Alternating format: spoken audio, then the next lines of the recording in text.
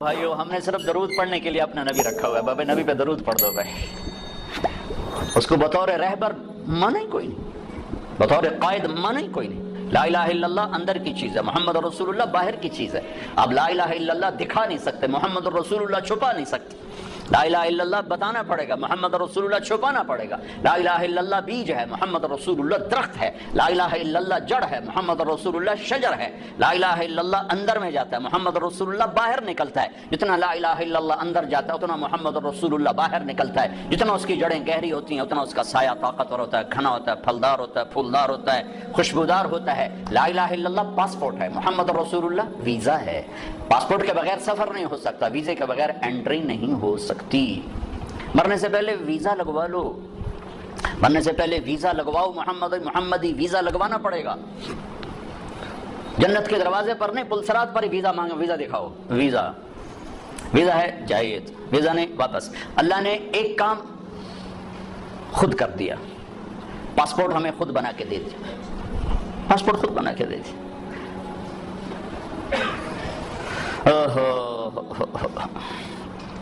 ہماری جماعت تھی سوات میں، تو ایک نوجوان کو ایک ساتھی نے دعوت دی، وہ چپ کر کے سنتا رہا. جب بات ختم ہوئی کہنے لگا حضرت جی میں ہندو ہوں، مسلمان نہیں ہوں. آپ خوش قسمت ہیں، آپ مسلمان ہیں. مجھے پتا ہے میرا مذہب کچھ نہیں، پتھر اپنے ہاتھوں سے لاتے ہیں، اسی کی پوجا شروع کر دیتے ہیں. لیکن اگر میں مسلمان ہوتا ہوں مجھے 70 رشتے توڑنے پڑیں گے اور کوئی ایک مسلمان مجھے سہارا دینے کے لیے نہیں آئے گا. تو اللہ نے ہمیں کتنی آسانی سے یہ پاسپورٹ بنا کے دے دیا. لو بھائی ماں کے پیٹ سے، ہاں اب ویزا لگوا لو، محمدی ویزا لگوا لو. کہ آج اس کی شان دیکھو گے، جب دروازے پہ دستک ہوگی اندر سے آواز آئے گی کون؟ آپ کہیں گے محمد الرسول اللہ. پھر وہ کہے گا امرت اللہ افتح لأحد قبلک ولن اقوم لأحد بعدک. یا رسول اللہ مجھے کہا گیا تھا کہ آپ سے پہلے نہ دروازہ کھولوں، اور مجھے کہا گیا تھا کہ میں خود اٹھ کے کھولوں، میں کبھی کسی کے لیے نہیں اٹھا. یہ کون ہے؟ یہ جنت کا بڑا فرشتہ رضوان. دروازہ کھولے گا، آپ نے کہا ادخلھا، میں اندر جاؤں گا. ومعی فقراء المؤمنین، اور میرے چاروں طرف میری امت کے غریب لوگ پہلے داخل ہوں گے.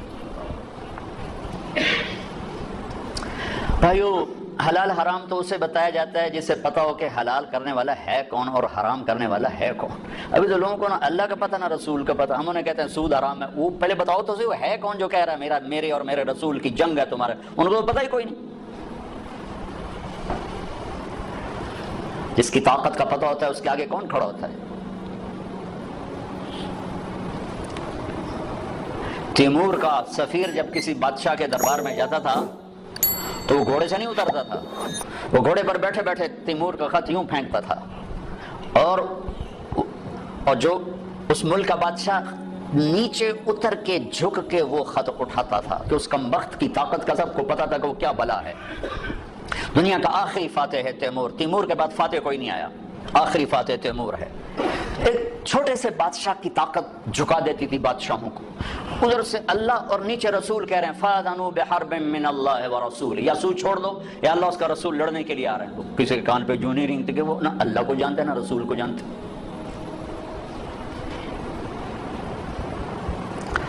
اللہ اس کے رسول کا تعارف ضروری. میں اس لیے پہلے اللہ رسول کا تھوڑا سا تعارف، وہ ہیں کون جن کو جو کہہ رہے ہیں سود حرام ہے، جو کہہ رہے ہیں جھوٹ حرام ہے، جو کہہ رہے ہیں زنا حرام ہے، جو کہہ رہے ہیں کفر حرام ہے، شرک حرام ہے، وہ ہیں کون؟ میں نے فیصل آباد کے تاجروں میں نا بیان کیا. ابھی یہ میزان بینک اتنا زیادہ نہیں ظاہر ہوا تھا تو میں تاجروں میں تھوڑی سی بات کر دیتا تھا، بھائی سود کے بغیر آپ تجارت چلو. تو ایک بہت بڑی پارٹی کا چیئرمین آ کر میرے گلے لگ گیا کہ سود کے بغیر کام ہو ہی نہیں سکتا. کر کے دیکھا تمہاری کپاس کون خریدے گا؟ سود نہ ہوگا. سود کے بغیر تمہاری کپاس کون خریدے؟ میں کہا میری تو وک جاوے گی، تو اپنی فکر کر.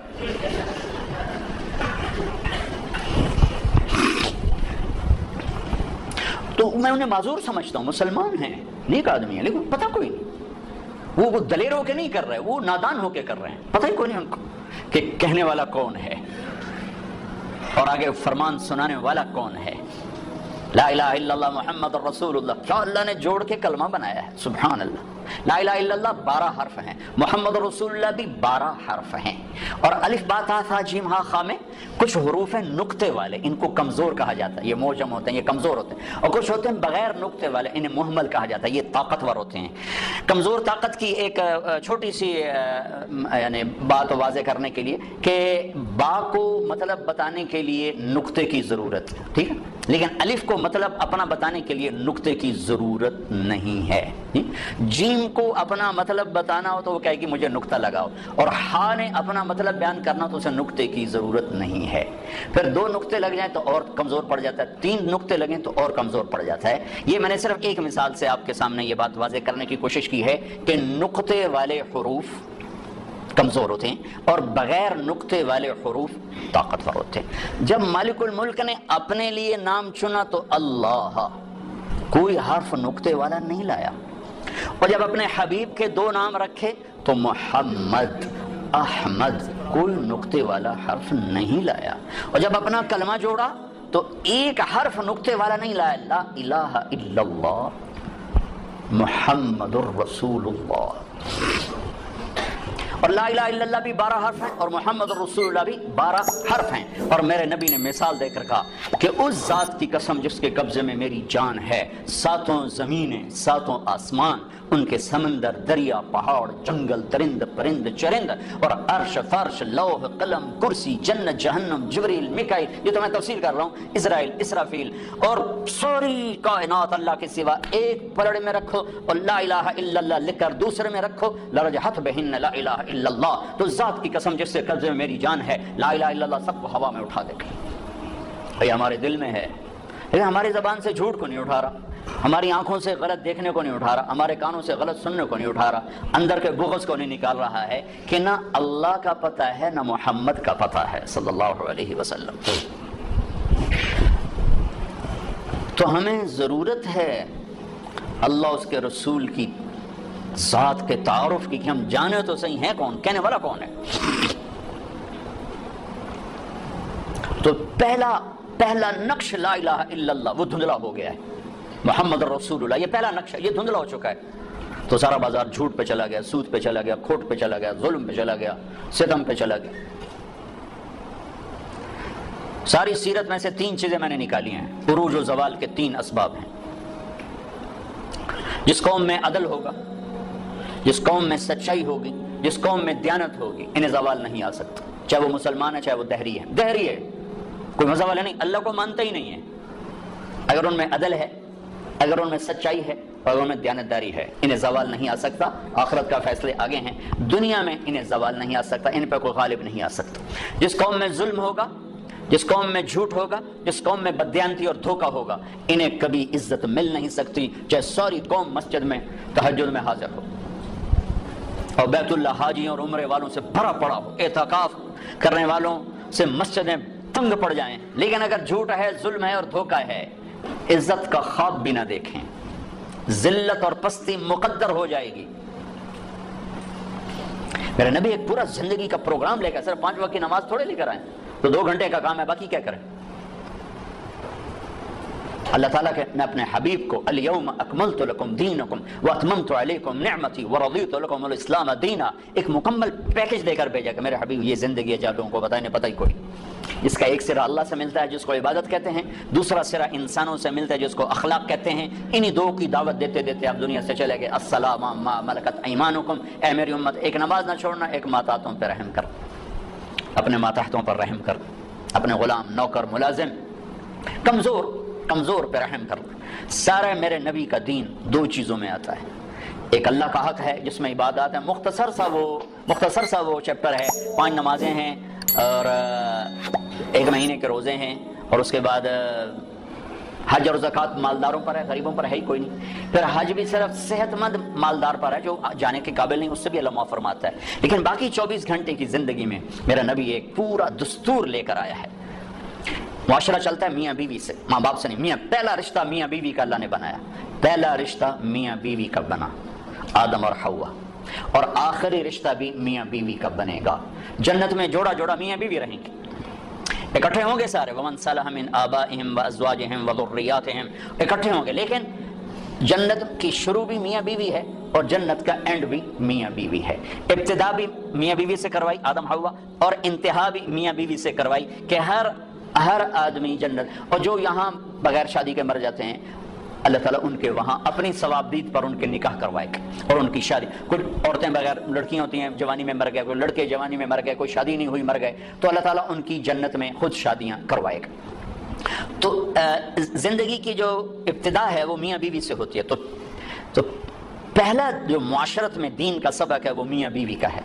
تو میرے نبی نے فرمایا خیرکم خیرکم لأہلہ، بہترین مسلمان وہ ہے جو بیوی سے اچھا سلوک کرتا ہوں، وَأَنَا خَيْرُكُمْ لِأَهْلِي، اور میں تم سب سے زیادہ اچھا سلوک کرتا ہوں اپنی بیویوں کے ساتھ۔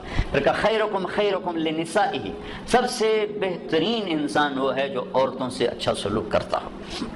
یہاں سے گھر کو شروع کیا۔ گھر کی ابتدا، کائنات کی ابتدا بھی میاں بیوی ہے، انتہا بھی میاں بیوی ہے۔ معاشرت کا دین خوشبو کی طرح پھیلتا ہے، خوشبو کی طرح۔ عبادات کا دین بنیاد کا کام دیتا ہے، اور معاشرت کا دین وہ عمارت کا کام دیتا ہے۔ عبادات کا دین جڑ کا کام دیتا ہے، اور معاشرت کا دین سایہ، پھل پھول، خوشبو، مہک کا کام دیتا ہے۔ تو میرے نبی نے 11 شادیاں کی، کوئی شوق کی تھی؟ 25 سال کا نوجوان 40 سال کی عورت سے شادی کر سکتا؟ جس عورت کے 2 نکاح ہو چکے ہوں پہلے، اور ہر نکاح سے اولاد بھی ہو، ہر شادی سے اولاد ہو، اور 40 سال کی عمر ہو، 2 شادیاں ہو چکی ہوں، اور شادی کرنے والا 25 برس کا خوبرو نوجوان ہو۔ حضرت غامدیہ کہتی ہیں، خزائیہ، ام معبد الخزائیہ آپ کا حلیہ بیان کرتے ہوئے فرماتی رأیت رجلا ظاہر الوضاء ابلج الوجه حسن الخلق لم تعبه خجلا لم تزری به صعلا وسیم قسیم حسین، کیا الفاظ ہے، فی عینیہ دعج فی صوتہ سہل فی لحیتہ کثافہ فی عنقہ سطع۔ میں نے ایک جوان دیکھا ایسا حسین چمکتا چہرہ، نہ نکلا ہوا پیٹ، نہ دبلا پتلا، نہ پیٹ نکلا کہ بدصورت ہو جائے، نہ دبلا پتلا کہ بے روب ہو جائے، اور چہرہ روشن حسین، آنکھوں میں چمک، خوبصورت موٹی آنکھ، آواز میں جادو، گردن لمبی، داڑھی گھنی، چہرے پر نور، 14ویں رات کے چاند کی طرح چمکتا ہوا چہرہ، وسیم قسیم۔ یہ 2 لفظ عجب کہے ہیں، 2 لفظ عجب کہے ہیں۔ وسیم، وسیم کسے کہیں؟ جسے دیکھ کر آنکھ نہ بھرے اور ہر دفعہ دیکھنے کا شوق بڑھ جائے، اسے وسیم کہتے ہیں۔ اور قسیم کسے کہیں؟ جو ہر طرف سے خوبصورت ہو، سر سے لے کر پاؤں تک، ناخن کے انگوٹھے سے سر کے بال تک حسن ہی حسن کا پیکر ہو، اسے قسیم کہتے ہیں۔ تو کائنات میں حسین بہت آئے، وسیم ایک ہی آیا، خوبصورت بہت آئے، قسیم ایک ہی آئے، وہ ہے محمد الرسول اللہ صلی اللہ علیہ وسلم، جن کو دیکھ کے آنکھ نہیں بھرتی تھی، اور ہر طرف سے حسن ہی حسن۔ 40 سال کی عورت سے شادی ہو رہی، اور پوری جوانی ایک عورت کے ساتھ گزارتی۔ 50 سال آپ کی عمر ہوئی تو حضرت خدیجہ کا انتقال ہوا، 65 سال کی عمر کی عمر، اور اس کے بعد شادیوں کی لائن لگ گئی۔ معاشرت سمجھانی تھی، زندگی سمجھانی تھی۔ آپ نے فرمایا ما زوجت وما تزوجت الا بوحی من السماء اتى به جبرائیل، کہا میں نے کسی بیٹی کی شادی نہیں کی اور کوئی شادی نہیں کی جب تک کہ اوپر سے حکم نہیں آیا، اور جبریل لے کر آیا۔ رب نے فرمایا ما تزوجت وما زوجت الا اہل الجنہ، میں نے کسی عورت سے شادی کی ہو، میں نے اپنی بیٹی کی کسی سے شادی کی ہو، سب کے لیے میرے اللہ کا فرمان ہے کہ سب جنتی ہیں۔ تو 25 سال کی عمر میں 40 سال کی عورت سے شادی کا کیا تک بنتا ہے، اور حسن ایسا کہ دیکھنے والے آنکھ نہ بھرے۔ ایسا عائشہ کپڑا سی رہی تھی، سوئی کر گئی، تو وہ کمرے میں ایسی روشنی نہیں کہ ان کو سوئی نظر آئے، تو وہ ایسے ایسے ٹٹول رہی تھیں۔ اتنے میں آپ کمرے میں داخل ہے تو آپ کے چہرے کے نور سے سوئی چمکنے لگی۔ عکس پڑتا ہے نا، تو جو ایسی ہستی ہو وہ تو 25 سال کا ہے تو 20 سال کی لڑکی تلاش کرے اپنے لیے۔ 40 سال 50 سال کی عمر میں حضرت خدیجہ جدا ہوئی آپ سے، جب آپ 50 سال کے تھے، تو اس کے بعد شادیوں کی لائن لگ گئی۔ الا بوحی من السماء اتى به جبریل، کہ ہر شادی آسمان سے وحی آئی۔ جب آپ نے حضرت فاطمہ کا نکاح فرمایا تو مجمع کو مسجد میں جمع فرمایا کہ لوگو جبریل میرے پاس اللہ کا پیغام لائے ہیں کہ میں فاطمہ اپنی بیٹی کا نکاح علی سے کر دوں۔ لیکن میں قربان جاؤں شریعت مصطفیٰ پر، آسمان سے وحی آئی ہے لیکن گئے ہیں فاطمہ سے پوچھنے بیٹی علی کا رشتہ آیا ہے تیرا نکاح کر دوں، اور ہمارا بیٹیوں سے پوچھنا عیب سمجھا جاتا ہے، اور بیٹی کوئی رائے دے دے تو کہتے بڑی بے حیا ہے۔ آسمان سے وحی آ چکی ہے کہ علی کے ساتھ فاطمہ کا نکاح کیا جائے، پھر میرے نبی پوچھنے جا رہے ہیں فاطمہ علی کا پیغام آیا ہے تیرا نکاح کر دوں؟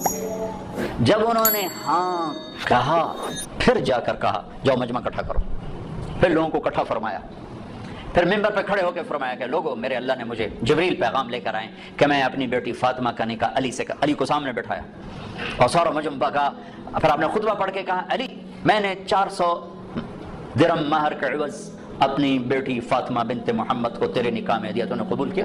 تو نے زور سے کہا میں نے قبول کیا اور سجدے میں سر رکھ دیا اور زور سے یہ دعا پڑھی رب اوزعنی ان اشکر نعمتک التی انعمت علی وعلی والدی، اس پر آپ نے کہا آمین۔ پھر آپ نے سارے مسجد میں کے حاضرین کو شہد کا شربت پلایا، کھجور کھلائی۔ سبحان اللہ، کیا پیاری زندگی ہے، کیا خوبصورت زندگی ہے، اس سے زیادہ عورت کے حقوق اور کیا کوئی بیان کرے گا۔ حضرت ام ایمن بیٹھی تھی، ان کا بیٹا محمد پانی تو پلا، تو حضرت عائشہ ناراض ہو گئی، کہا تو رسول اللہ سے کہتی پانی پلا؟ کہا کیوں نہ کہوں، میں نے دودھ پلایا ہے، آپ کو 8 عورتوں نے دودھ پلایا ہے، ماں سمیت، ماں کے علاوہ 7 اور عورتیں، جن میں سے ایک ام ایمن، حلیمہ کا تو نام مشہور ہو گیا، 6 اور بھی ان میں ام ایمن بھی ہیں، تو کہا میں نے دودھ پلایا ہے، تو آپ جلدی سے اٹھے، گلاس اٹھایا، کہا ہاں ہاں عائشہ یہ میری ماں ہے، آپ نے خود گلاس پیش کیا۔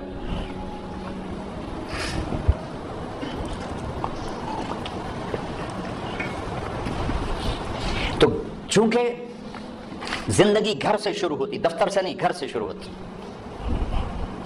ہمارے ایک استاد بڑے شفیق تھے، لیکن جب آگے کبھی ڈانٹنا شروع کرتے ہم کہتے لگتا ہے استاد جی گھر دینا لڑتے آئے ہوئے، اور ہم دائیں بائیں سے خبر لیتے تو تقریباً وہ خبر سچی ہوتی تھی، لڑائی گھر میں اور غصہ ہم پہ نکل رہا۔ جب آدمی کا گھر ڈسٹرب ہوتا ہے تو پھر دفتر بھی ڈسٹرب ہوتا ہے، تو تم دعا کرو تمہارے پاس گھروں میں نہ لڑیں تاکہ تمہارے ساتھ ٹھیک رہے۔ زندگی کی ابتدا گھر سے ہے، گھر سے۔ تو ایک گھرانہ کیسا ہونا چاہیے، اور ایک گھر کی آبادی کا دار و مدار کس پر؟ اللہ کی قسم پیسے پر نہیں ہے، وہ میرے نبی کے اخلاق پر ہے، میرے نبی والے سلوک پر ہے۔ چونکہ زندگی چیزوں کا نام نہیں، میزان بینک کا نام زندگی نہیں ہے، معیشت کا نام زندگی نہیں ہے، زندگی احساسات کا نام ہے۔ احساسات جب پروان چڑھتے ہیں تو زندگی خوشحال ہوتی ہے، روٹی ملے یا نہ ملے، اور احساسات جب مجروح ہوتے ہیں تو زندگی زخمی ہو جاتی ہے، اور پھر زندگی ماند پڑ جاتی ہے، چاہے سونے چاندی کے زیور میں لدا ہوا گھرانہ کیوں نہ ہو۔ جب احساسات بکھرتے اور ٹوٹتے ہیں تو زندگی تباہ ہو جاتی ہے، جب احساسات پروان چڑھتے ہیں تو زندگی آباد ہو جاتی ہے، اور احساسات کو پانی ملتا ہے نبی والے اخلاق سے، زیور سے نہیں، پیسے سے نہیں، ڈگری سے نہیں۔ تھوڑی دیر پہلے خاتون ملی اور پھوٹ پھوٹ کے رونے لگی، اربوں پتی آدمی کی بیگم، کہ میں اس دولت کو کیا کروں، میرے خامند کا سلوک ہی میرے ساتھ اچھا نہیں، میں اس دولت کو کیا کروں۔ تو میرے نبی، میرے بھائیو، ایک زندگی دے کر گئے ہیں جو شروع ہوتی ہے گھر سے۔ ایک گھر کو بچانے کے لیے سینکڑوں آیات قرآن نے اتاری۔ میں تو مفتی نہیں، مفتیوں سے سنی بات بتا رہا ہوں کہ ایک آدمی کہتا ہے انشاءاللہ میرا یہ پلاٹ مسجد کے نام وقف، تو اس کے یہ کہنے پر وہ وقف ہو گیا، اب وہ واپس نہیں لے سکتا، اس لیے کہ اللہ خود چاہتا ہے کہ تم اللہ کے نام پہ خرچ کرو۔ تو میں کہتا ہوں جی انشاءاللہ میرا یہ قالین مسجد کے نمازیوں کے لیے وقف ہو گیا، تو اب یہ ہو گیا، میں واپس نہیں لے سکتا۔ لیکن ایک آدمی یوں کہتا ہے انشاءاللہ میری بیوی کو طلاق، تو یہ مفتی کہتے ہیں نہیں ہوئی۔ اس نے کہا تھا اگر اللہ چاہے تو میری بیوی کو طلاق، اور اللہ چاہتا ہی نہیں کوئی اپنی بیوی کو طلاق دے، اس لیے یہ طلاق نہیں ہوئی، نہیں ہوئی۔ ایک گھر کو بچانے کے لیے سینکڑوں ہزاروں سورہ نساء، سورہ مریم، سورہ طلاق، سورہ تحریم۔ آپ نے کہا علی طلاق سے بچنا، جب طلاق دی جاتی ہے تو اللہ کا عرش کانپ اٹھتا ہے، جب گھر بگڑتا ہے تو وہاں سے معاشرہ بگڑتا ہے۔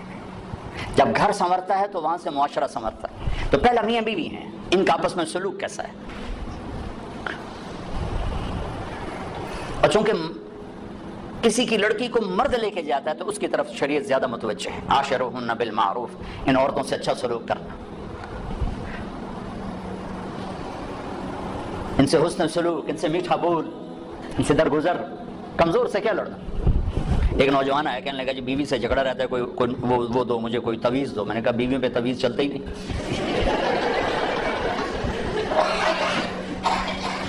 کہنے لگا تو کیا کروں. میں نے کہا ایک کام کرو، ہو جائے گا معاملہ ٹھیک. کیا؟ میں نے کہا جب تم کھانے پر بیٹھو تو روزانہ 2-4 لقمے اپنے ہاتھ سے کھلا دیا کرو، بس کوئی لمبا چوڑا کام نہیں بھائی. کچھ دن بعد اس کا ویسے ہی فون آ گیا تو مجھے اپنی بات یاد آ گئی. میں نے کہا میری بات پہ عمل کیا تھا. کہنے کا نہیں. میں کیوں؟ کہنے کا شرم آتی. میں نے کہا لڑتے ہوئے شرم نہیں آتی. ایک کمزور سے بھی کوئی لڑتا ہے. اپنے گامے پہلوان کا نام سنا؟ گاما پہلوان، یہ رستم زمان کا ٹائٹل اس نے لندن میں اس کو تاج پہنایا گیا تھا. ایک امریکہ کا پہلوان تھا زبسکو، اس کو اس نے ہرایا تھا 2 گھنٹے کی کشتی کے بعد، تو پھر اس کو یہ ٹائٹل ملا تھا. یہ اندرون شہر لاہور میں رہتا تھا. تو سبزی لے رہا تھا تو پاؤ تاؤ پہ کوئی بات بڑھ گئی تو سبزی والے نے گلاس اٹھا کے مارا گامے کو. تو اس کے لگا یہاں تو خون نکل آیا. تو اس نے پگڑی کھولی اور یوں نیچے سے اس کو بل دے کر یوں باندھی اور چل پڑا. تو لوگوں نے کہا پہلوان جی اے مڑکو جیا بندہ تو مار گیا وہ تسی چپ کر کے ٹر پے ہو. وہ کہنے لگا ماڑے نو مار دیا شرم آتی. وہ کہنے لگا کمزور پہ ہاتھ اٹھاتے ہوئے شرم آتی ہے، کیا کروں. وہ تو پھونک مارتا تو اڑ جاتا. میں کہا کمزور پہ ہاتھ اٹھاتے ہوئے شرم آتی. میں کہا بے وقوف، اور تمہیں لڑتے ہوئے شرم نہیں آتی؟ چلو جا کے میری بات پہ عمل کرو. 1 گھنٹے بعد اس کا فون آیا. کہا مولوی صاحب عجب ہوا. میں نے کہا کیا ہوا؟ کہا میں نے لقمہ منہ میں ڈالا وہ منہ اتنے ہی کھلے ہی رہ گیا.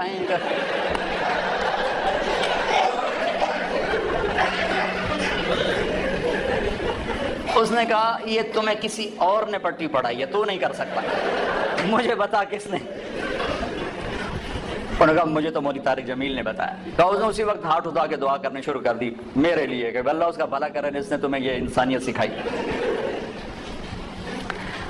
اب گھر کی زندگی کو پیسے سے خوشگوار دیکھنا چاہتے ہیں، نہیں ہوگی اللہ کی قسم.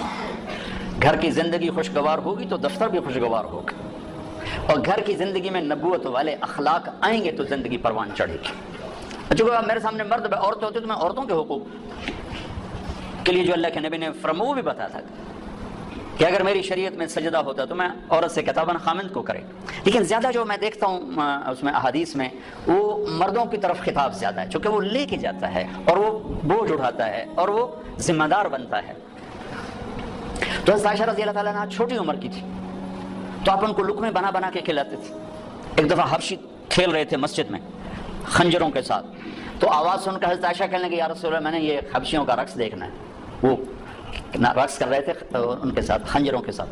ہمارے بچپن میں ہمارے دیہاتوں میں ہوتا تھا، چھوٹے چھوٹے ہم تھے تو اس وقت ہمارے یہ جب ٹیلی ویژن نہیں ہوتے تھے تو ہم مغرب کے بہت سورے چاندنی راتوں میں کھیتوں میں بیٹھ جاتے تھے بڑے چھوٹے. تو پھر یہ اس کو ہم گتکا کہتے تھے، گتکا.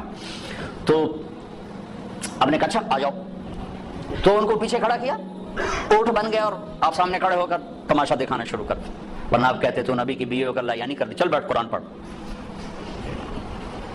کھڑے کھڑے آپ تھک گئے. آپ نے کہا عائشہ بس نہ کریں؟ کہنے لگے نہیں بس نہیں، ابھی میرا دل نہیں بھرا.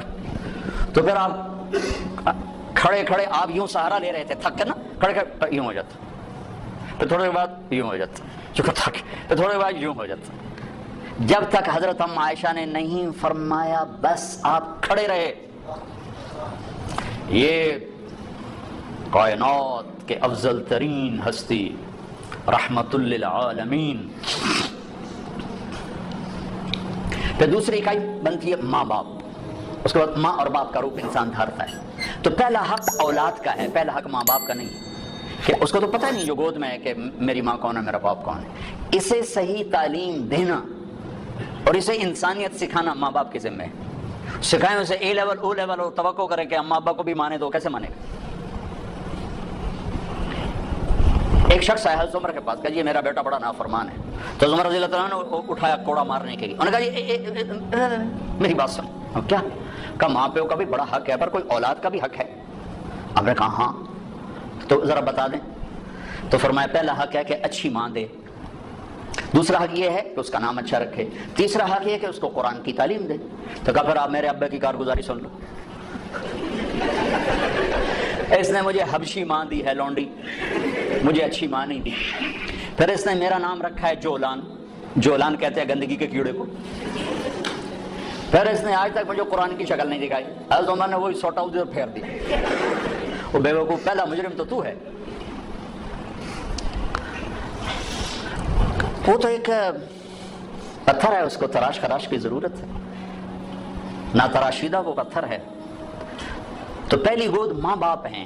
اب ماں باپ اتنا وقت نکالیں کہ بچوں کے ساتھ کانفرنس ہو، بیٹھنا ہو، اس کو کاروبار سے فرصت نہیں، وہ تھک تھکا کے آتا ہے، وہ کیسے کاؤنسلنگ کرے بیوی کے ساتھ، بچوں کے ساتھ۔ اور ذہن سازی سب سے پہلا کام ماں باپ کا ہے، استاد کا نہیں، استاد تو بعد میں آتا ہے، پہلا درس ماں باپ کا ہے۔ اگر انہوں نے اس کو ٹائم نہیں دیا تو یہ جنگل کا ایک درخت بن جائے گا، اور اگر اسے ٹائم دیا تو باغ کا پودا بنے گا، اس کی تراش خراش۔ اور زندگی بھر دھکے کھائے ہیں، سیرت کو پڑھ کے اور تجربوں سے دیکھا ہے، نصیحت تھوڑی ہو محبت زیادہ ہو۔ ماں باپ پر نصیحت غالب ہوتی ہے، پھر وہ اوور ڈوز ہو جاتا ہے کام، ذہن سازی نہیں ہوتی۔ اور ذہن سازی دنیا کا مشکل ترین کام ہے جس کے اللہ نے نبیوں کو بھیجا۔ اب مصیبت یہ ہے کہ جس نے ادھار بیچا ہو، ادھار خریدا ہو، وہ گھر میں حاضر ہو کے بھی غیر حاضر ہوتی۔ ہماری ساری تجارت تو چلی گئی ادھار پہ، اور ہوس زیادہ ہے، اسباب تھوڑے ہیں، تمنا زیادہ ہے، اسباب تھوڑے ہیں، تو ذہن فارغ ہی نہیں ہوتا ہے۔ کن قانعا تکن اغنى الناس، قناعت اختیار کر سب سے بڑا غنی بن جا۔ 15 برس اللہ دیتا ہے تربیت کے، 15 برس ماں باپ کو، 15 برس کے بعد پوری شریعت متوجہ ہو جاتی ہے۔ یہ 15 سال بچے اور بچی کے ہیں، ان پر لگاؤ زور کہ ان کو اللہ کا تعارف کروا دو، اللہ کے نبی کا تعارف کروا دو، ان کے اخلاق بتا دو، ان کو آخرت بتا دو، جنت بتا دو، جہنم بتا دو، پھر ان کے شر سے تم بری و ذمہ۔ ٹھیک ہے نا؟ ماں باپ کو ہی نہیں پتا تو اولاد کو کیا پتا ہوگا؟ ماں باپ اگر حق ادا کر دیں اولاد کے لیے تو پھر وہ لوٹ کر ان کی طرف آئے گا، پھر وہ اپنے ماں کو عزت دے گا، باپ کو عزت دے گا۔ ایک ہماری تہذیب تھی وہ ختم ہو گئی۔ بہت چھوٹے بچپن میں میں اپنے دادا کو تو نہیں سنبھلتا، دادا کے بھائی کو میں سنبھلتا ہوں، تو میرے دادا کے جو چھوٹے بھائی تھے ان کے بیٹے ان کے سامنے نہیں بیٹھتے تھے، حالانکہ بالکل جاہل ان پڑھ لوگ تھے دنیا کے لحاظ سے، لیکن ایک تہذیب تھی، ایک ثقافت تھی، دیہات کی، پنجاب کی، غریب کی، امیر کی، ان کے پیٹھ پیچھے بیٹھتے تھے، سامنے نہیں بیٹھتے تھے، سامنے بلاتے تو وہ کھڑے ہو جاتے تھے، بیٹھتے نہیں تھے، کھڑے رہتے تھے۔ تو وہ تہذیب تو ہمارے ہاتھوں سے نکل گئی، چلی گئی۔ ہر چیز خلط عملا صالحا واخر سیئا کی بجائے اختل الحابل بالنابل، وہ اچھا برا سب مل کے ہم اپنی ثقافت تہذیب کھو چکے ہیں۔ کچھ وقت ماں باپ اپنے بچوں کو دیں، میاں بیوی آپس میں جب بیٹھو کبھی موبائل فون چالو نہ رکھو ورنہ تھوڑی ہر لڑائی ہونی۔ اور میں اپنے بھائی کے گھر جاتا ہوں، وہ ہے یہ دل کا ڈاکٹر، وہ بیچارے کی مجبوری ہے وہ کھلا رکھنا ٹیلی فون کہ کسی وقت ایمرجنسی مرض ہے، ایمرجنسی کال ہوتی ہے، تو وہ میں جب بھی اس کی بیوی کو دیکھتا ہوں نا لڑتے ہوئے تو اسی بات پہ دیکھ رہا ہوتا ہوں کہ ٹیلی فون ہی تیرا ہر بولتا رہ جاتا۔ وہ کہتا میں کی کر رہا ہوں، میری مجبوری، کوئی پیچھے مردہ پہ ہو تو میں کی کرا۔ تو آپ لوگوں کی تو کوئی ایمرجنسی نہیں نا، جب میاں بیوی بچے بیٹھو فون بند کر دیا کرو، نہیں تو اس کی ٹان تمہاری ساری زندگی غارت کر دے گی۔ اس فون نے اخلاق برباد کر دی، گھروں کا سکون چھین لیا ہے۔ ان لنفسک علیک حقا وان لزوجک علیک حقا، تیری بیوی کا تیرے اوپر حق ہے، تیری ذات کا تیرے اوپر حق۔ یہ تھوڑا کہ تم میزان بینک کے ملازم ہوتا تمہارے گھر میں بھی تمہارا فون چل رہا ہو، بھائی عرفان صاحب کی کہیں کال نہ آ جائے۔ کیوں بھائی بیوی کا حق نہیں؟ کیوں جی عرفان صاحب؟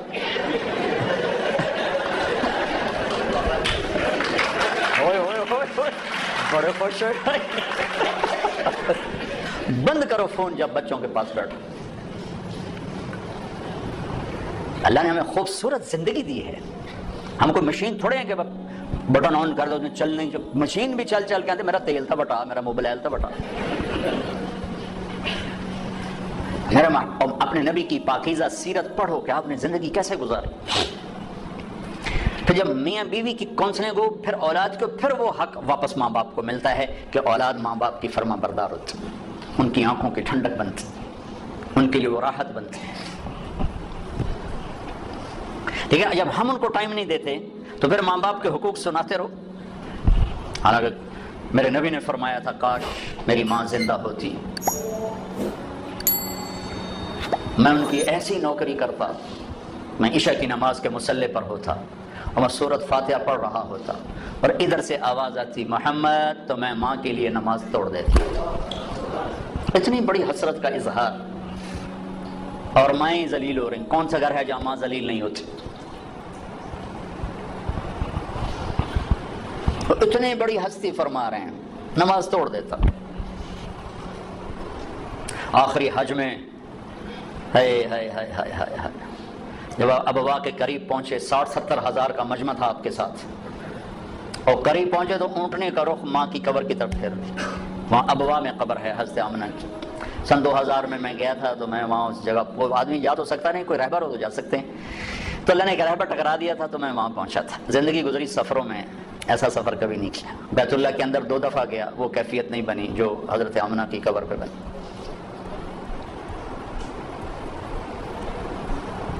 مجھے وہ چھوٹا سا محمد نظر آنے لگا, جو ماں کی عمر کیا تھی 25 سال, باپ کا فوت ہوئے 25 برس, ماں کا فوت ہوئے 25 برس, اور 3 افراد, ام ایمن خادمہ والدہ جناب رسول اللہ صلی اللہ علیہ وسلم. اچانک موت کا وار ہوا ہے, ممکن ہے ہارٹ اٹیک ہوا ہو, ممکن ہے جو کچھ پڑا ہے اس کے مطابق تو یہی خیال آتا ہے کہ بولا نہیں جا رہا تھا, اور کروٹ پہلو بدل نہیں تھی, اس سے پتہ لگتا ہے شاید ہوا ہو, بولا نہیں جا رہا, اور آپ سہمے ہوئے پاس بیٹھے ہوئے تھے, کیا ہو کیا ہو. پھر آخری الفاظ کل حی میت و کل جدید بعد, بیٹا ہر زندہ نے مرنا ہے, ہر جوانی نے ڈھلنا ہے, لگتا ہے میرا وقت آ گیا ہے.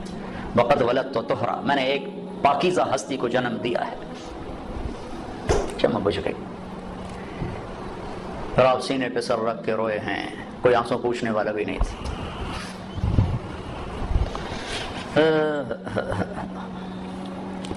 پتھر جوڑ کے وہاں نیچے اترے تو آپ پھر بھاگ کے اوپر چڑھ گئے. پہاڑ ہے اتنا اونچا, اس سے تھوڑا سا اونچا, پھر اوپر چڑھ گئے. ام ایمن پیچھے پیچھے دوڑی, تو آپ ماں کی قبر سے لپٹ کے لیٹے ہوئے تھے ایسے.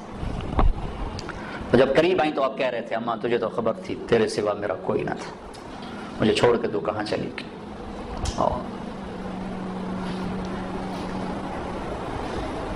دوبارہ جہاں ایک دفعہ چلا جاؤں دوبارہ جانے کی تمنا نہیں ہوتی, وہاں جانے کی تمنا ہوتی کہ دوبارہ اللہ موقع دے تو میں وہاں جاؤں.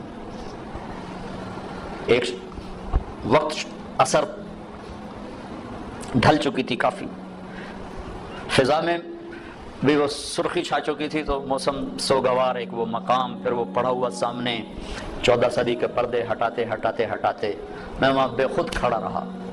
واہ میرے رب, جس کو تو نے حبیب بنایا اسے اتنے بڑے دکھ میں ڈالا, ہوئے ہوئے ہوئے ہوئے کمال کر. باپ دیکھا نہیں, بہن ہے نہیں, بھائی ہے نہیں, چلو مکے میں موت دے دیتا, کوئی دادا دادی کوئی تو چاہ لیتا, جنگل میں موت تھی. کبھی اللہ تمہیں موقع دے تو دیکھنا جا کے وہ. میں تو یہ واقعہ ہزاروں دفعہ سنا چکا ہوں, ہر دفعہ روتا ہوں. حالانکہ آدمی عادی ہو جاتا ہے ایک چیز جب بار بار سنتا سناتا ہے, لیکن مجھے نہیں یاد کہ یہ کہتے ہوئے کبھی میں آپ دیدہ نہ ہوں. ہائے ہائے ہائے. تو میمن نے اٹھایا, بیٹا اٹھو, کہا نہیں میں نہیں جاؤں گا, مجھے ادھر ہی چھوڑ دے. کھینچ کے لائی نیچے گھسیٹتے ہوئے. میں اس خوبصورت حال میں وہ کیفیت کیسے منتقل کروں جو وہاں میرے اوپر تاری تھی. مکے تک روتے ہی آئے ہیں, روتے ہی آئے. تو زخم اتنا گہرا تھا کہ 6 برس اور 63 سال 57 برس گزر گئے, زخم نہیں بھرا. رب نے اپنے اونٹنی کا رخ ادھر موڑ دیا. اپریل کا مہینہ, شدید گرم, تو ماں کی قبر کے سرانے تشریف لائے, اونٹنی سے اترے اور یوں بیٹھے, اور سر یہ نیچے دیا سے. پوری پوزیشن چھوٹے بچوں والی, جب زیادہ لمبا رونا ہو تو بچوں کی یہ پوزیشن بنتی, یوں سر دیا آنسوں کی برسات لگ گئی، روتے روتے ساری دبڑی تڑ کر دی۔ اور اس قافلے کا انتظام ابوا بستی میں تھا۔ ابوا وہاں سے 10 میل دور ہے اندازہ، چونکہ میں پہلے ابوا گیا، وہاں سے کوئی رہبر ڈھونڈنا چاہا، ملا نہیں، پھر راستے میں ایک مل گیا تو اس کو لے کر، تو پھر آپ نے فرمایا کہ میں ادھر ہی آج قیام کروں گا۔ وہاں نہیں گئے جہاں سارا انتظام تھا ٹھہرنے کا، ماں کے سرانے رات گزاری ہے، جن کے ہاتھ میں جنت کی چابی ہے، جن کے بغیر کوئی جنت میں جا نہیں سکتا۔ آپ نے کہا سارے نبیوں پر بھی جنت حرام ہے جب تک میں نہ چلا جاؤں، وہ اپنی ماں کے لیے ایسے بے قرار ہیں۔ آج مائیں ذلیل ہیں۔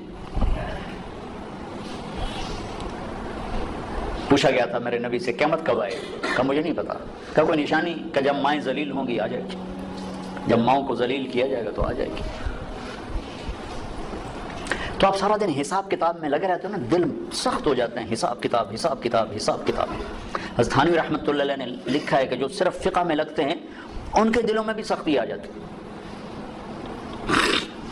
تحفۃ العلماء میں۔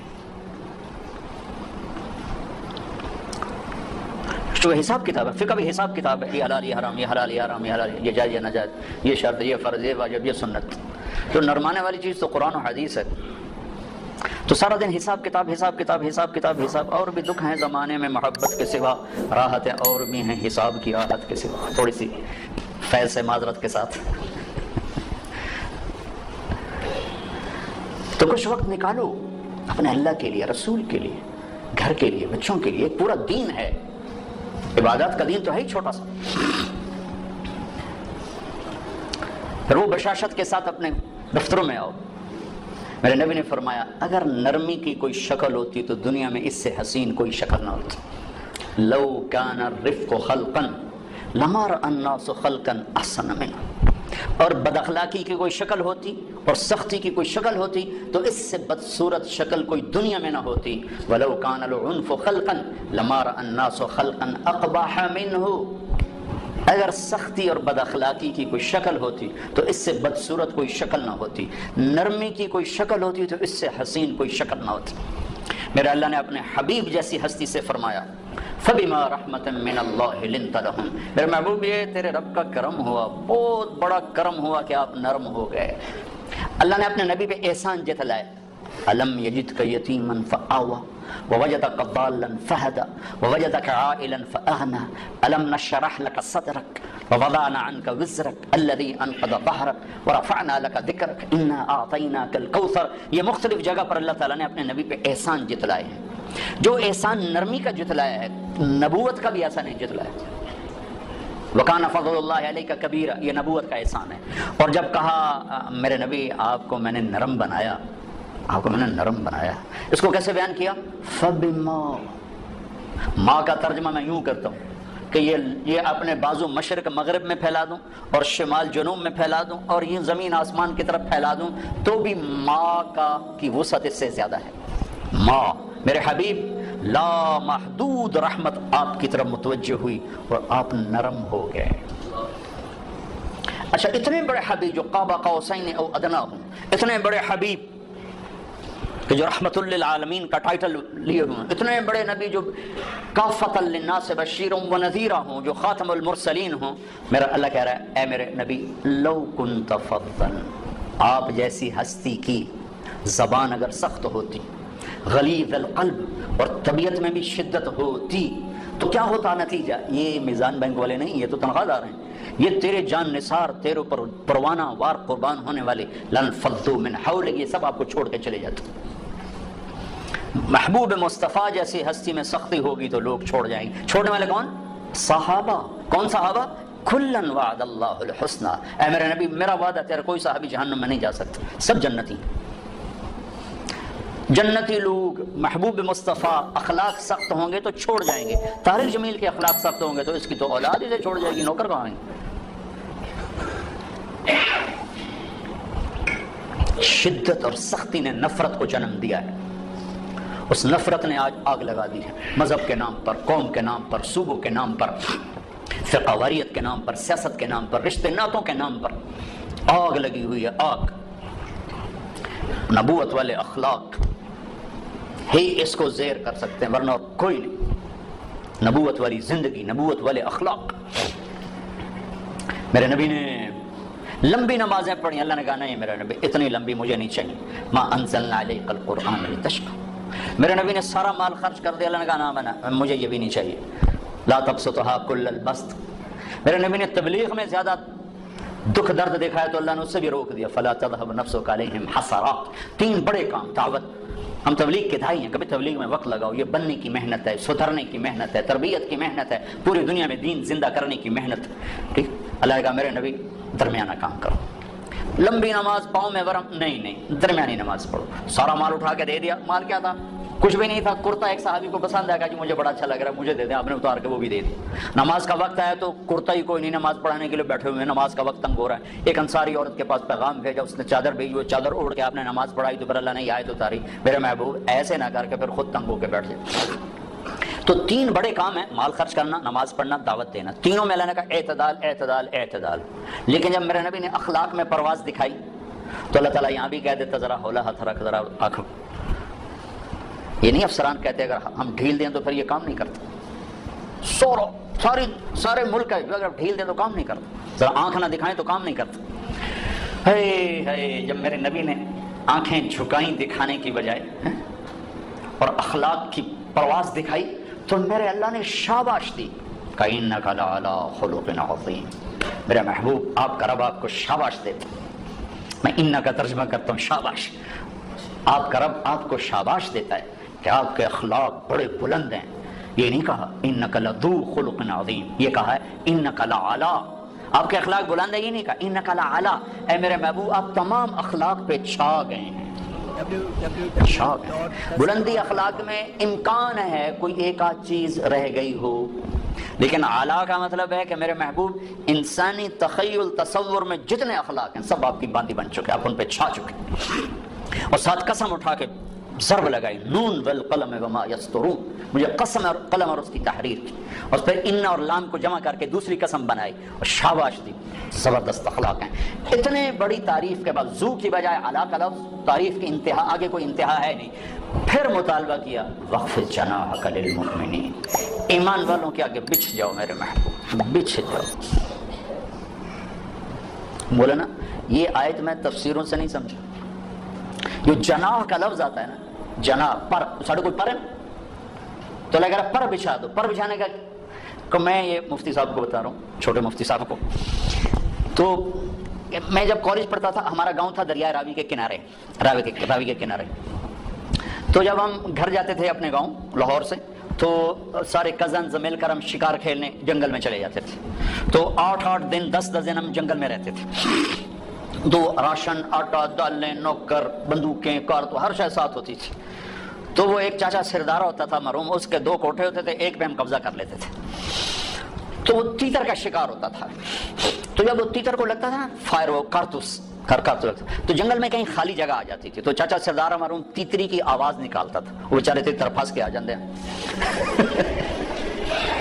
وہ ایک جھاڑی کے پیچھے بیٹھ کے تیتری کی آواز نکالتا، تو وہ جھنڈ کے جھنڈ ایسے غول کے غول تیتروں کے باہر نکلتے، بہت تیتر ہوتے تھے اس وقت، تو پھر ہم ٹھا فائر کرتے تھے، وہ ہوتے تھے چھرے، وہ کارتوس، تو کسی کو 1 لگا، کسی کو 2، کسی کو 3، تو وہ یوں اڑتا تھا، تھوڑی سی ہمت ہوتی تھی، پھر گرتا تھا، اور گر کے اس کے پر بے بسی سے یوں پھیلتے تھے، اور ٹانگیں پیچھے چلی جاتی تھی، سر یوں ہو جاتا تھا، پر یوں ہو جاتے تھے، اور اپنی زبان سے گویا کہہ رہا ہے کہ ہون بے شک کباب بنا دے ہمیں سالن بنا، ہون میرا بس کوئی نہیں رہ گیا۔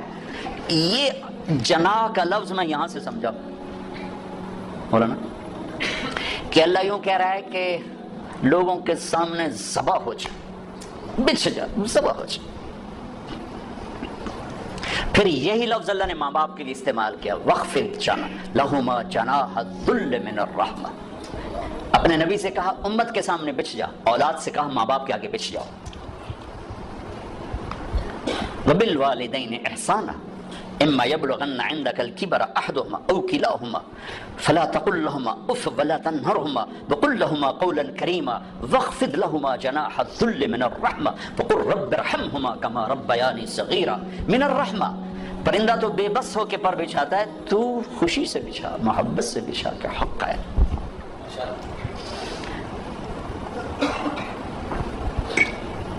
ایک شخص نے ماں کو حج کرایا کندھے پہ بٹھا کر، اور طواف تھا کرا رہا، طواف سے فارغ ہو کر حضرت عبداللہ بن عمر مل گئے، حضرت جی میں نے ماں کو حج کرا دیا، کندھے پہ بٹھایا، طواف کرایا، ماں کا حق ادا ہو گیا؟ تو انہوں نے کہا ابھی تو ایک سانس کا حق ادا نہیں ہوا، ایک سانس، ولا زفرۃ واحدہ، لمبا سانس، تھک کے جب سانس لیا جب کو زفرہ کہتے ہیں، تیری ماں تجھے پال پال جو تھکتی تھی نا، لمبا سانس لیتی تھی، وہ جو اس نے لاکھوں سانس لی ان میں سے ایک سانس کا حق بھی ادا نہیں ہوا۔ کہا وخفض جناحک للمؤمنین، بچھ جا ایمان والوں کے آگے۔ زندگی جو ٹریول کرے گی وہ اخلاق کے ساتھ کرے گی، عبادات کے ساتھ بیس بنے گی، جو آگے پھیلے گی خوشبو کی طرح وہ اخلاق ہوں گی۔ تو ہر وقت حساب کتاب حساب کتاب حساب کتاب یہ دل دماغ کی یہ دل کی دنیا ویران کر دیتا۔ تو کچھ وقت نکالو بھائیو، اپنے نبی کی سیرت پڑھو، اپنے بچوں کو سناؤ۔ اب تو کتابیں اٹھانے کی دقت کوئی نہیں ہے، اللہ تعالیٰ نے کتنی آسانی کر دی ہے، ایک چھوٹی سی سکرین پر لاکھوں کتابیں موجود۔ میں مفتی تقی صاحب کا وہ پڑھ رہا تھا آسان ترجمہ، تو اس کے شروع میں لکھا کہ اس کا اکثر حصہ سفروں میں مکمل ہوا، چونکہ کمپیوٹر میں ساری چیزیں موجود تھی، اور اس صورت کے آخر میں لکھتے بھی فلاں ایئرپورٹ پر یہ مکمل ہوئی، فلاں ایئرپورٹ پر یہ مکمل ہوئی۔ کہ اب تو اللہ نے وہ کتابوں کی مشقت سے بھی نجات دے دیا۔ ہمارے بچے ہم سے زیادہ جانتے ہیں وہ ان کے ساتھ کھیلنا، ان کو بیٹا نبی کی سیرت نکالو، نبی کے اخلاق نکالو، ابو عمر کی سیرت نکالو، ابو بکر کی سیرت نکالو، خود بھی سنو ان کو بھی سناؤ۔ دنیا سے جاتے ہوئے اس طرح جائیں کہ اللہ راضی ہو، اللہ کا رسول راضی ہو۔ باقی اللہ تعالیٰ آپ کی محنت کو قبول فرمائے۔ بہت بڑی آپ نے عرفان صاحب کو میں سلام پیش کرتا ہوں کہ، اور خاص طور پر ان کی بیگم کو جو کہ وہ بھی ہمارے ساتھ حج میں تھیں، تو یہ فرما رہے ہیں کہ پہلے انہوں نے ان کا ذہن بنایا، اور جامعہ بھی دونوں ایک ذہن ہو جائیں تو کام میں طاقت ہو جاتی۔ جیسے حضرت خدیجہ کو سنبھالا، اللہ کے نبی جب آئے پریشان ہو کر تو سنبھالنے والی حضرت خدیجہ بنی، اپنا مال بھی لگا دیا، اپنی جان بھی لگا دی۔ تو نبیوں کے بعد سب سے پہلے جسے اللہ نے سلام بھیجا وہ خدیجہ ہے۔ جبریل آیا، یا رسول اللہ تعالیٰ خدیجہ کو سلام پیش کرتے ہیں۔ اس کے بعد ابو بکر کو سلام آیا، تبوک کے موقع پر سب سے پہلے سلام حضرت خدیجہ کو آیا مکہ کہ اللہ تعالیٰ خدیجہ کو سلام پیش کرتے ہیں۔ جب آپ آئے نا گھبرائے ہوئے پریشان نہیں، بعد میں جب یہ آیت ہے یا ایھا المدثر قم فانذر وربک فکبر وثیابک فطہر والرجز فاہجر ولا تمنن تستکثر ولربک فاصبر، تو آپ نے کہا خدیجہ انقطع ایام النوم والراحہ، خدیجہ میرے کھانے اور میرے سونے اور آرام کے دن گئے، میرا اللہ تعالیٰ کہہ رہا ہے میں لوگوں کو بلاؤں، دعوت دوں، من ادعو من یستجیب، کسے دعوت دوں، میری کون سنے گا؟ گھبرائے ہوئے تو خدیجہ نے کہا انت اول من تدعو وانا اول من استجیب، آپ دعوت دینے میں پہل کریں، میں لبیک کہنے میں پہل کرتی ہوں۔ تو عرفان صاحب سے زیادہ میں ان کی بیوی کو سلام پیش کرتا ہوں، چونکہ وہ ان سے بھی ملاقات ہوئی حج میں، تو جنہوں نے ان کو یہ ذہن دیا، پھر یہ اٹھے، پھر اللہ نے مفتی تقی صاحب جیسا ہمیں سرمایہ دیا۔ ہاتھی کے منہ سے جب کوئی پوچھتے ہیں نا، چونکہ کچھ علماء اب بھی بات کرتے ہیں، تو میں کہتا ہوں یار ہاتھی کے پاؤں میں سب کا پاؤں، مفتی تقی صاحب نے جب کہہ دیا تو بس وللضالین آمین۔ اتنا بڑا آدمی میری نظر میں بر صغیر میں یعنی معاملات میں اتنی بڑی نظر رکھنے والا میری نظر میں اور کوئی آدمی نہیں۔ تو جب وہ اللہ کے فضل و کرم سے پھر ان کے بیٹے ماشاءاللہ انہی کے نقش قدم پر ہیں اور انہی کی طرح محنت کر رہے ہیں ماشاءاللہ ماشاءاللہ، وہ ہے کیا ہے، ادھر پہ پوت نسل پہ گھوڑا بوتا نہیں تو تھوڑا تھوڑا اور ہمارے باپ گھوڑے بڑے اچھے رکھا کر، میرے والد صاحب ان کو گھوڑوں کا شوق تھا بچپن میں، یہ موٹریں کاریں بہت کم ہوتی تھی تو گھوڑے بڑے نسل کے رکھتے تھے، بڑے خوبصورت۔ ایک ہمارا گھوڑا تھا سفید نکرا، اتنا نازک۔ اسی سے ریلیٹڈ بات آ گئی کہ سختی تو جانوروں کو باغی کر دیتی، انسان کو کیسے باغی نہیں بنائے گی۔ بڑی سونی چال چلتا تھا۔ ہمارا ایک کوچوان تھا چاچا گامو، وہ تھا ذرا غصے والا زیادہ، کبھی وہ چابک مار دیتا اس گھوڑے کو تو پھر وہ ایسے کھڑا ہو جاتا تھا، کہتا ہوں میں نہیں ٹرتا۔ اور واللہ میں آپ کو آنکھوں دیکھا بتا رہا ہوں، سنا نہیں بتا رہا، آنکھوں دیکھا بتا رہا ہوں۔ ہم چھوٹے چھوٹے تھے، وہ تانگے پہ تھے، تو چاچا گامو نے اس کو چابک مار دیا تو ایسے سیدھا ہو گیا۔ پھر اس کا طریقہ ہوتا تھا بھائی کوئی لگام چھوڑو چل پڑے، نہیں، پھر ہوتا تھا وہ ٹانگے کے پہیے کو دو آدمی سے گھماتے تھے، وہ ٹانگے کا پہیہ گھما وہ اور آکڑ گیا، تو چاچا گامو گیا اور اس نے پگڑی اتاری واللہ اور اس کے پاؤں میں رکھ کر کہنے لگا ہونٹا ٹور پاؤ۔ یہ میں نے آنکھوں سے دیکھا ہے، اور یہ کہہ کر اگر بیٹھا تو گھوڑا چل پڑے گا، ہاں ٹھیک ہے اے ٹھیک ہے۔ اب آپ لوگوں کو چابک سے چلاؤ، اولاد کو چابک سے چلاؤ، بیوی کو ہنٹر سے چلاؤ، کیسے چلے گی؟ محبت دو، محبت۔ اللہ اقبال کی قبر روشن کرے۔ ایسا شاعر نہ میں نے اردو میں دیکھا نہ عربی نے، نہ فارسی میں، عجب شاعر تھا۔ یقین محکم عمل پہ ہم محبت، تین کام کر لو، کیا ہے؟ فاتح عالم، پوری دنیا فتح کر۔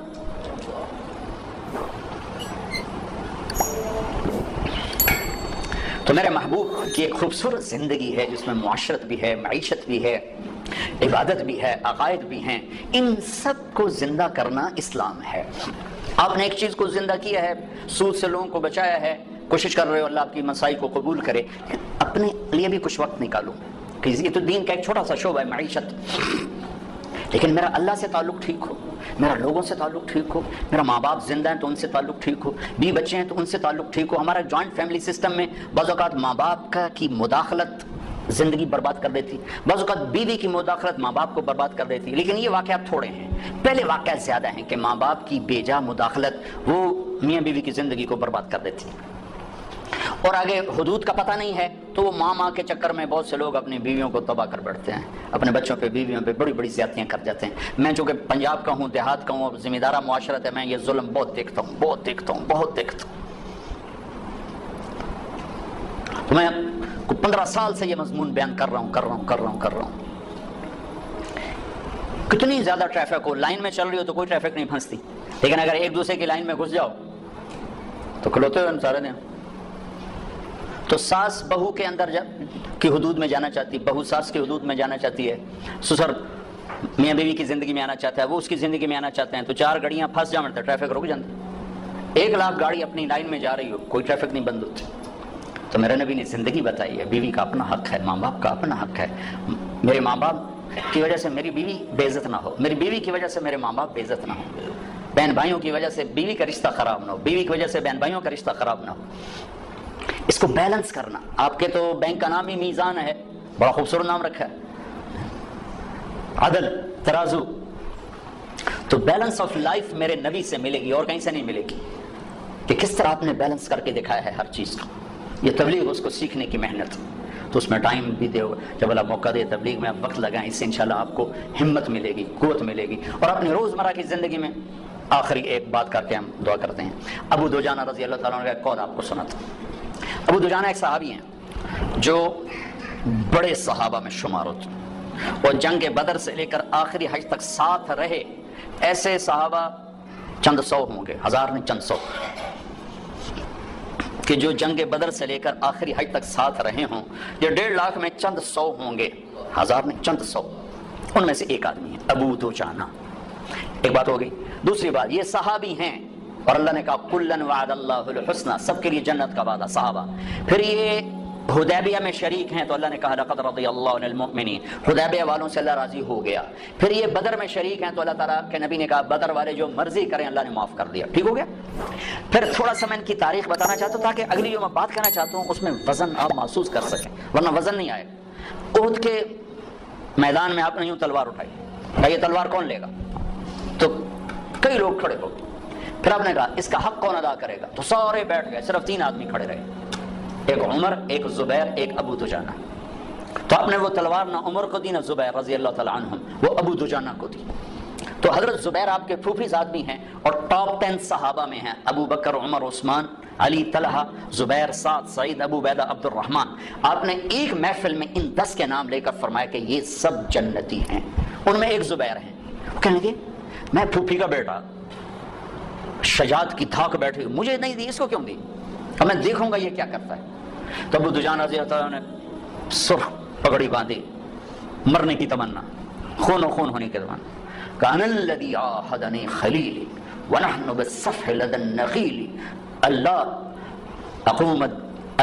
اقوم الدہر بالکیول واضرب بسیف اللہ ورسولہ، کہ میں وہ ہوں جس نے اپنے نبی کے ساتھ وعدہ کیا ہے کہ پہلی صف میں کھڑے ہو کے لڑوں گا، پچھلی صف میں نہیں، اور اللہ اس کے رسول کی تلوار کا حق ادا کروں گا۔ اور ایک طرف سے حملہ کیا اور پورے قریش کے لشکر کو چیر کے پار نکل گیا۔ تو زبیر رضی اللہ عنہ حیران ہو، یہ کیا بلا ہے؟ آگے ہندا اور عورتیں وہ بجا رہی تھی ڈھول بجا کے نا، قریش کو تیار کر رہی تھی. نحن بنات طارقی نمشی علی النمارق مشی القطى البوارق المسك في المفارق والدر في المخالق ان تقبلوا نعانقی او تدبروا نفارقی فراق غیر غامقی. یہ گانا گا رہی تھی کہ آگے بڑھو گے تو گلے لگائیں گی، پیچھے ہٹو گے تو تمہیں دھکا دے دیں گی. مفہوم اس کا یہ ہے. تو جب ابو دجانہ پڑھے تو ساری عورتیں بھاگ گئیں. ہندا قابو میں آ گئے تو اب نے تلوار اٹھائی اور اس کے مانگ پہ رکھی. اس نے چیخ ماری، تلوار ہٹا لی. تو پیچھے زبیر تو پیچھے بھیج دیا، یہ کیا نبی کی تلوار ہے، عورت کے خون سے رنگین کرنا اس کی شان کے خلاف ہے. واپس لے لی. پھر پیچھے ہٹے اور پھر مجمع کو چیر کے رکھ دیا. سامنے ایک ہاتھی جیسا قریشی لشکر میں تھا، لوہے میں ڈوبا ہوا. تو زبیر کہنے کہ میری جی میں اس سے ٹکر ہو تو پھر میں دیکھوں ابو دجانہ کیا ہے. وہ اللہ کا کرنا ہوا، اسی سے آمنا سامنا ہو گیا. تھوڑی دیر کے لیے جنگ رک گئی. دونوں کی شجاعت اور جنگ ایسی خوبصورت کہ بہادری بھی اش اش پکار اٹھی. مسلمان بھی رو گیا، قریش بھی رو گیا، اور دونوں اپنی وہ رکن اسلام وہ رکن کفر. آخر ابو دجانہ رضی اللہ تعالیٰ نے جو اس پر وار کیا، جو کندھے پہ لگا، اس طاقت سے تلوار چلی کہ 2 ٹکڑے میں رکھ کے یوں کہتے ہیں 2 ٹکڑے کر کے پھینک دی. پھر لوہے کی ٹوپی تھی نا، یوں اتاری. ما ترا، کیا دیکھ رہے ہو؟ انا ابو دجانہ، میں ہوں ابو دجانہ. اور یہ یمامہ میں شہید ہوئے. جب شکست ہو گئی مہاجرین کو، خالد بن ولید رضی اللہ عنہ وہ قائد تھے، چیف تھے. تو مہاجرین بھاگ گئے. زید بن خطاب شہید ہو گئے، جھنڈا ان کے ہاتھ میں تھا. پھر سالم مولا ابی حذیفہ شہید ہو گئے، جھنڈا ان کے ہاتھ میں تھا. پھر مہاجرین کے قدم اکھڑ گئے. تو خالد بن ولید نے حضرت برا سے کہا، برا ان لوگوں میں سے تھے جو ہاتھ اٹھاتے تھے تو رد نہیں کرتا تھا. کہ برا بن مالک تستر میں شہید ہوئے تھے. تو وہ کہنے لگے اخلصنا، ہمیں الگ کر، انصار کو الگ کر. تو انہیں آواز لگا یا الانصار یا الانصار. تو صرف 3000 مدینے والے اکٹھے ہوئے، 3000. اور ان کو لیڈ کیا ابو دجانہ، ثابت بن قیس بن شماس، کعب بن عجرہ، عباد بن بشر، برا بن مالک. ان 5 آدمیوں نے ان کو لیڈ کیا. 3000 نے 1 لاکھ کے منہ پھیر دی. اور ان میں سے ابو دجانہ شہید ہو گئے، عباد بن بشر شہید ہو گئے، اور ثابت بن قیس بن شماس شہید ہو گئے. کعب بن عجرہ کا ہاتھ کٹ گیا، اور برا بن مالک نے گیٹ کھول دیا اور لشکر داخل ہوا، اور مسلمہ کذاب قتل ہوا. تھوڑی سی آپ کو میں نے تاریخ بتائی، آپ جانیں کہ ابو دجانہ کیا ہستی ہے. اب یہ ابو دجانہ ایک بات کرنے لگے، لوگو ان ارجع عملی عندی، لوگو میرے پاس بخشش کا سب سے بڑا عمل جس پر مجھے امید ہے بخشش کی. اب آپ ان کی ساری مختصر ہسٹری ذہن میں رکھیں. صحابی، بدری، احدی، شہید فی الیمامہ. لوگو ان ارجع عملی عندی، میرے پاس بخشش کا سب سے بڑا عمل جس پر میں امید کرتا ہوں، انی ما آذیت احدا بلسانی، میں نے آج تک اپنی زبان سے کسی کو دکھ نہیں پہنچایا. ولا اجد فی قلبی غلا لاحد، اور میرے دل میں کسی کے بارے میں کوئی بغض نہیں ہے. ارے بھائی آپ تو بدر کے شریک ہیں، ہاں آپ تو احد والے ہیں، ہاں حدیبیہ والے بھی ہیں، آپ تو صحابی ہیں بالکل، لیکن بخشش کا عمل میرے پاس یہ ہے کہ میں نے آج تک اپنی زبان سے کسی کو دکھ نہیں پہنچایا، اور میرے دل میں کسی کا بغض نہیں ہے. یہ آخری بات کرتا ہوں کہ اس زبان کو میٹھا کر دو. اللہ کی قسم یہ شہد سے زیادہ میٹھی ہے اور 7 سمندر کے پانیوں سے زیادہ کڑوی ہے.